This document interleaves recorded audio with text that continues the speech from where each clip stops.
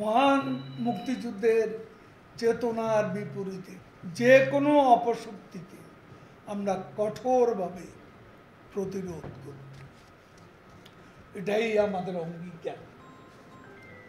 আমরা আবারও বলছি, কোটা সংস্কারের বিষয়টি দেশের সর্বোচ্চ আদালতে বিচার হবে।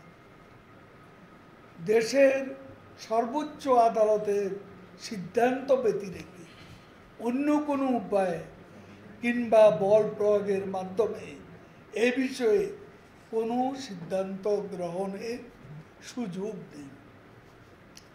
আন্দোলনের নামে জনজীবনে কোনো প্রকার দুর্ভোগ আমরা মেনে নেব না। রাস্তা বন্ধ করে সভা সমাবেশ, জনদুর্ভোগ সৃষ্টিকারী সভা সমাবেশ আমরা মেনে নিতে পারি না। আমরা ইতিমধ্যে লক্ষ্য করছি এ আন্দোলনের কুশীলব জামাত, বিএনপি সহ অপশক্তি সমূহ তাদের স্বরূপ উন্মোচিত হয়েছে। মুক্তিযুদ্ধের বিষয়ে আমরা অত্যন্ত সংবেদনশীল। আমরা মনে করি ছাত্রদের কোটা সংস্কারের আন্দোলনকে চিহ্নিত রাজনৈতিক অপশক্তি সরকার বিরোধী আন্দোলনে পরিণত করতে চায়।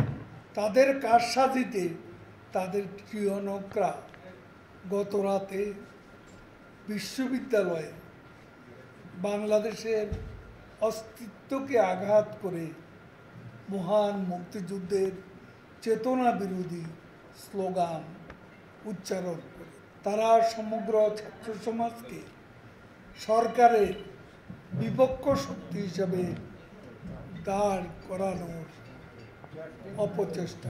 কোটা বিরোধী সংস্কার আন্দোলনের কতিপয় নেতা যেসব বক্তব্য রেখেছে তার জবাব দেওয়ার জন্য ছাত্রলীগ সহ যারা তাদের এ আত্মস্বীকৃত রাজাকার, যারা নিজেদের অদ্যত্বপূর্ণ মানসিকতার প্রকাশ ঘটিয়েছে গত রাতে, তার জবাব তারাই দেবে। ছাত্রদের বিষয় ক্যাম্পাসের মধ্যে সীমিত থাকে। আমরা দেখি রাজনৈতিকভাবে কারা প্রকাশ্যে আসে, তখন দেখা যাবে আমরাও মোকাবিলা করতে প্রস্তুত। রাজাকারের চেতনা যারা ধারণ করে তারা ওরা